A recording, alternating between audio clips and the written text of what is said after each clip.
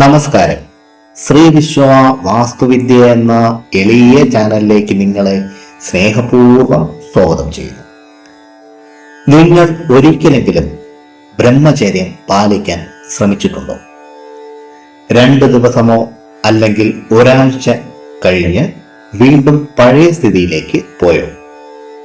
എന്തുകൊണ്ടാണ് ഇത് സംഭവിക്കുന്നത്? അല്പം ശ്രദ്ധയോടെ മുഴുവൻ കേൾക്കാൻ ശ്രമിച്ചാൽ നിങ്ങൾക്ക് കാര്യം മനസ്സിലാവുകയും അതുപോലെ ജീവിതത്തിൽ ഉപകരിക്കുകയും ചെയ്യും. സെലിബസി അഥവാ ബ്രഹ്മചര്യം എന്നത് ശാരീരികവും മാനസികവുമായ ഊർജത്തെ സംരക്ഷിച്ചുകൊണ്ട് ഉന്നതമായ ലക്ഷ്യത്തിലേക്ക് ശ്രദ്ധ കേന്ദ്രീകരിക്കുന്ന ജീവിത ശൈലിയാണ്. ശുദ്ധമായ ആഹാരം, യോഗ, ധ്യാനം, നല്ല ചിന്തകൾ എന്നിവയിലൂടെ ബ്രഹ്മചര്യത്തെ ശീലമാക്കാം. ബ്രഹ്മചര്യം എന്നാൽ കേവലം ശാരീരികമായ വർജനം മാത്രമല്ല, മനസ്സിനെയും ഇന്ദ്രിയങ്ങളെയും നിയന്ത്രിച്ച് ഊർജങ്ങളെ ഉന്നത ലക്ഷ്യത്തിലേക്ക് തിരിച്ചുവിടുന്ന ആത്മീയവും മാനസികവുമായ അച്ചടക്കം. ബ്രഹ്മചര്യം ഓർമ്മശക്തി, ശാരീരിക ആരോഗ്യം എന്നിവ മെച്ചപ്പെടുത്തുവാൻ സഹായിക്കുന്നു. ഇങ്ങനെ പലതും പറയാനാകും. എന്നാൽ ഇന്നത്തെ കാലത്ത് ബ്രഹ്മചര്യം സാധ്യമാണ്. സത്യസന്ധമായി പറയുകയാണെങ്കിൽ ഇത് സാധ്യം തന്നെയാണ്, പക്ഷെ എളുപ്പമല്ല, അല്ലേ? എന്തുകൊണ്ട് എളുപ്പമല്ല? ബ്രഹ്മചര്യം പലർക്കും കഠിനമായി തോന്നുന്നത് ചില അടിസ്ഥാന കാരണങ്ങളാണ്. ഇത് സാധ്യമല്ല എന്നല്ല, പക്ഷെ അത് ശരിയായ രീതിയിൽ മനസ്സിലാക്കാതെ ശ്രമിക്കുമ്പോഴാണ് ബുദ്ധിമുട്ട് കൂടുതൽ തോന്നുകയും തടസ്സങ്ങൾ അനുഭവപ്പെടുകയും ചെയ്യുന്നത്. എളുപ്പമല്ല എന്നതിനുള്ള സ്വാഭാവികമായ കാരണങ്ങൾ എന്തൊക്കെയെന്ന് നോക്കാം. ഒന്നാമത്തേത്, സ്വാഭാവികമായ ജൈവ പ്രേരണകൾ. നമ്മുടെ ശരീരം സ്വാഭാവികമായി ആകർഷണങ്ങളും ലൈംഗിക പ്രേരണകളും ഉളവാക്കുന്ന രീതിയിൽ രൂപകൽപ്പന ചെയ്യപ്പെട്ടുള്ളതാണ്.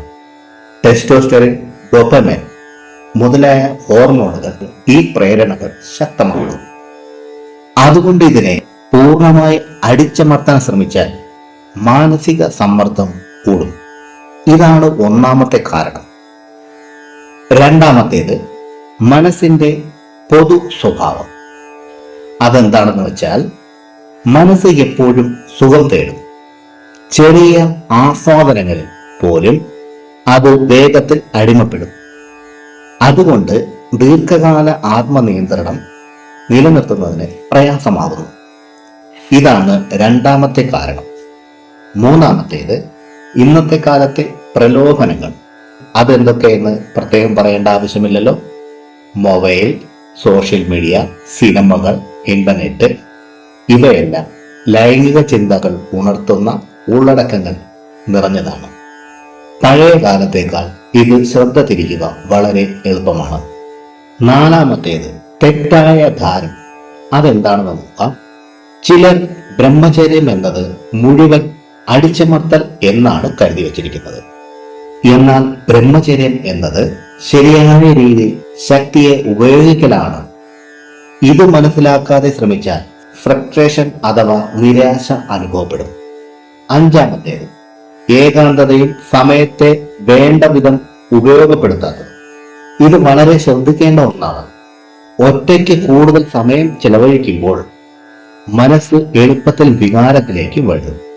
ശരിയായ രീതിയിൽ സമയം വിനിയോഗിക്കാതിരിക്കുന്നതും വലിയ ഒരു കാരണമാണ്. ആറാമത്തേത്, ലക്ഷ്യത്തിന്റെ അഭാവം.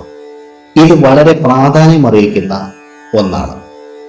ഇതിനെപ്പറ്റി പല വീഡിയോകളിലും മുമ്പ് പറഞ്ഞിരുന്നതാണ്. വ്യക്തമായ ഒരു ലക്ഷ്യം ഇല്ല എങ്കിലും ബ്രഹ്മചര്യം പാലിക്കാനുള്ള മോട്ടിവേഷൻ കുറയും. എന്തിനാണ് ഞാൻ ബ്രഹ്മചര്യം പാലിക്കുന്നത് എന്ന ചോദ്യത്തിന് വ്യക്തമായ ഉത്തരമില്ല എങ്കിൽ അതിൽ നിന്ന് വഴിമാറാൻ സാധ്യത കൂടുതലാണ്. ഈ 6 കാര്യങ്ങൾ ശ്രദ്ധിക്കേണ്ടത് വളരെ അത്യാവശ്യമാണ്. എങ്ങനെ ഇതിൽ നിന്ന് മറികടക്കാനാകും എന്നതിനെ പറ്റി അല്പം പറയാം. ഒന്ന്, മനസ്സിനെയും ശരീരത്തെയും എന്തിലേക്കെങ്കിലും വ്യാപൃതരാക്കി വെക്കുക. അതായത് മനസ്സിനെയും ശരീരത്തിനെയും ബിസിയാക്കി വെക്കുക. പഠനം, ജോലി, വ്യായാമം ഇതിലേതിലേക്കെങ്കിലും. അടുത്തത് ധ്യാനം, പ്രാണായാമം പോലുള്ള കാര്യങ്ങൾ പ്രാക്ടീസ് ചെയ്യുക. മൂന്നാമത്തേത് ട്രിഗർ ചെയ്യുന്ന ഉള്ളടക്കങ്ങൾ ഒഴിവാക്കുക. നാലാമത്തേത് ലക്ഷ്യം വ്യക്തമായി നിർണയിക്കുക.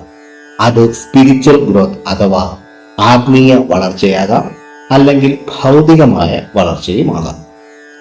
അടുത്തത് പതുക്കെ പതുക്കെ പ്രാക്ടീസ് ചെയ്തു വരിക, അല്ലാതെ പെട്ടെന്നുള്ള അടിച്ചമർത്തൽ ഒഴിവാക്കുക. പ്രിയരെ, ഇന്നത്തെ കാലത്ത് ബ്രഹ്മചര്യം ഇത്രയും കഠിനമാണോ? സത്യത്തിൽ ബ്രഹ്മചര്യം കഠിനമാകുന്നത് തെറ്റായ രീതിയിൽ അതിനെ സമീപിക്കുന്നത് കൊണ്ടാണ്. ശരിയായ മനസ്സിലാക്കലും സ്ഥിരമായ അഭ്യാസവും ഉണ്ടെങ്കിൽ നിയന്ത്രിക്കാനാകുന്ന ഒന്നാണ് ബ്രഹ്മചര്യം. തീർച്ച. പ്രിയരെ, ഈ അദ്ദേഹത്തിൽ പറഞ്ഞ കാര്യങ്ങൾ നിങ്ങൾക്ക് പ്രയോജനപ്പെട്ടു എന്ന് ഞാൻ വിശ്വസിക്കുന്നു. ഇഷ്ടമായെങ്കിൽ ലൈക്ക് ചെയ്ത് എന്നെ അറിയിക്കുക. നന്ദി, നമസ്കാരം.